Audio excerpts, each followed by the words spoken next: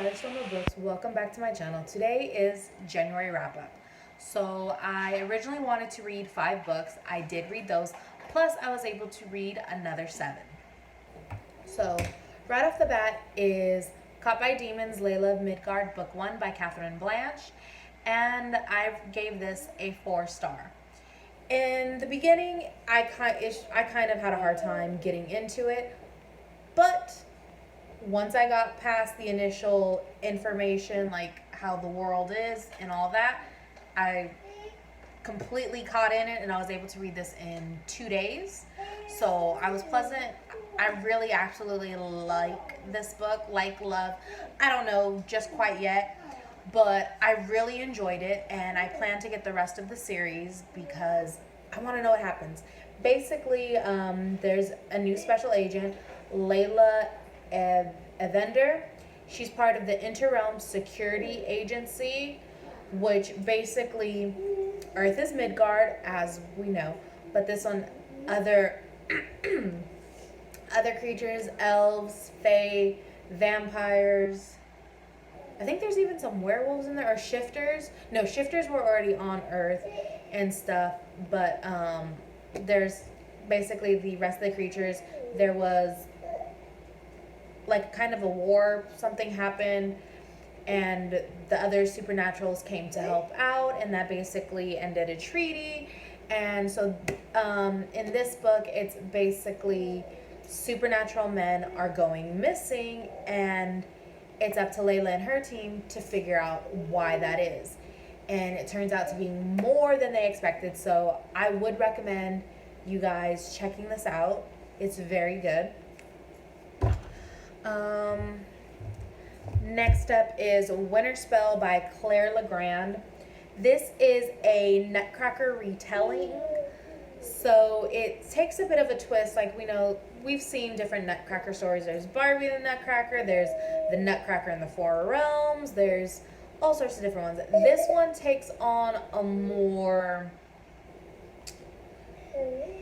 like, kind of like a darkish fae. Like, it's set in 1899 New York City, and basically it's that the Nutcracker isn't a Nutcracker, he's a statue, but it's because of a curse and some other things. And Clara, her mother was murdered, and it's basically like New York mobsters, fae, but more than that. So I gave this one a 3-star because I did like the idea of it, but I hated like this whole part I hated, because basically she puts her trust into certain people, they betray her, and then in the end she just goes right back to one of them. Like, it makes no sense, like, at all, especially because they were how the betrayal happened. Like, but this was not the biggest letdown of the books that I read. I only rated 5 of them.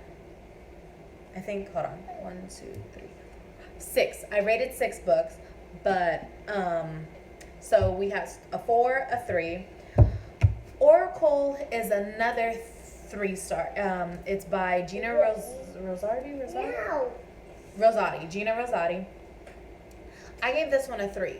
The idea of being able to actually project your body, and like the main character, Anna can, and her friend and stuff, like, it's awesome, it's cool, and the reason for the name, sorry, my hair, the reason for the name of the book is in here and how it is. It's actually pretty cool.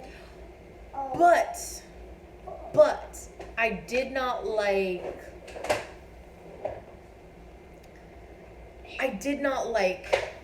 once again, I did not like this whole middle part. It was predictable how they basically, she witnesses a murder, the girl's spirit takes over her body and then won't get out of it.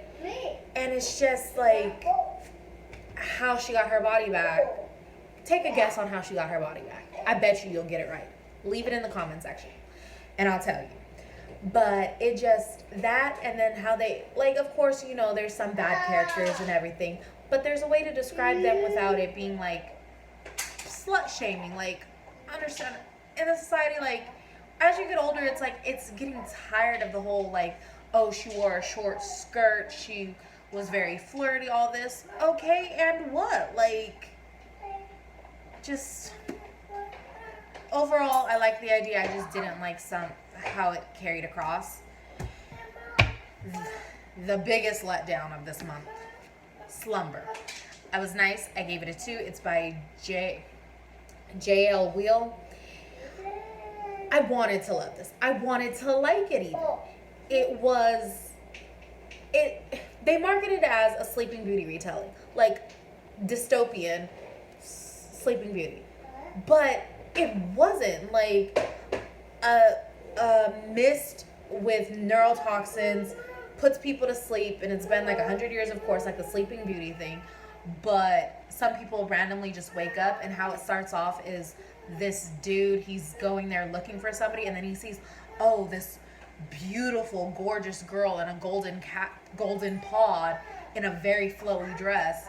Her lips look luscious and soft. Let me kiss them. So then he kisses her, and then it spends the rest of the time like so much sexual tension, and they spend the entire story like no, and then the main character, the chick, is busy slut shaming every girl she meets, like, oh, she just stinks of desperation, all this stuff. Like, dude, you traded in a loose shirt for a form-fitting one. Like, what's that say and stuff? Like, it seems hypocritical. Like, you're talking about these ones because they're nice or you think they're prettier than you, but you're trading in your clothes for what reason? And it's like, nothing wrong with wearing a tight shirt, but it's just the hypocrisy of it. So I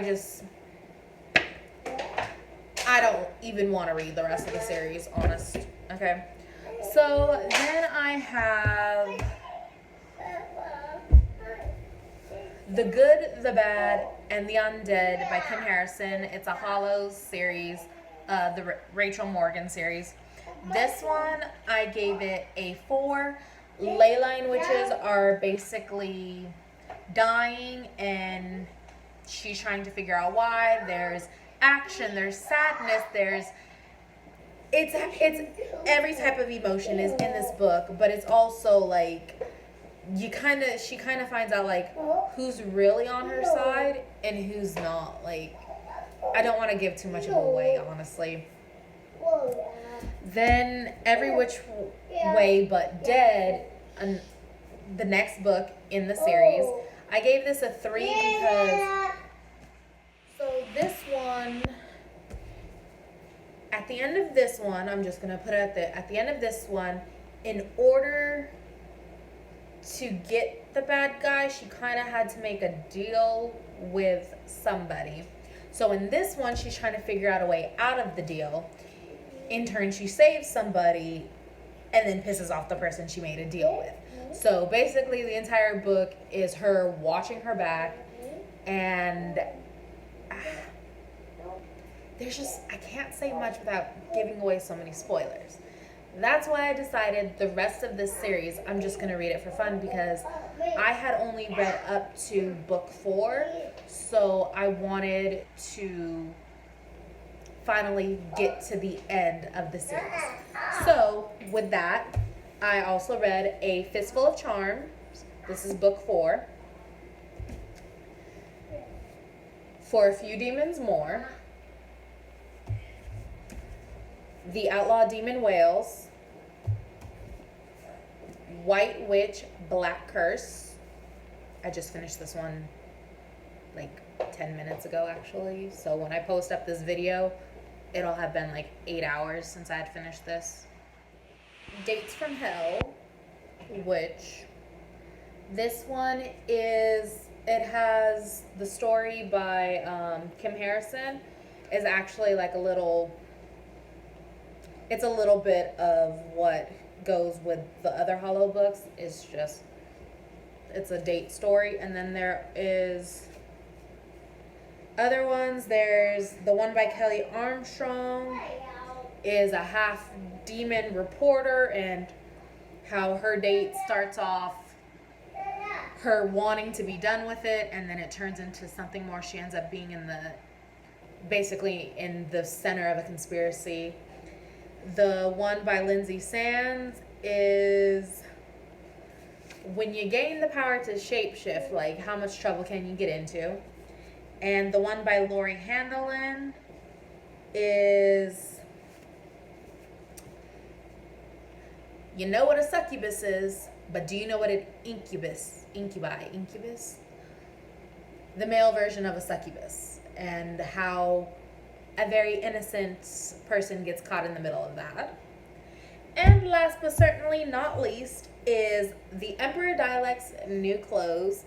Me and my little one, he has been having me read him bits and pieces of the books. This is the first one of it that we've actually finished. And I don't rate it, but it is a cute little Doctor Whovian spin on the classic thing of the Emperor's New Clothes. So I thought it was cute and interesting, but that's it for my wrap up. I'm tired. So if you could like, comment, subscribe if you haven't already. Thanks. Peace.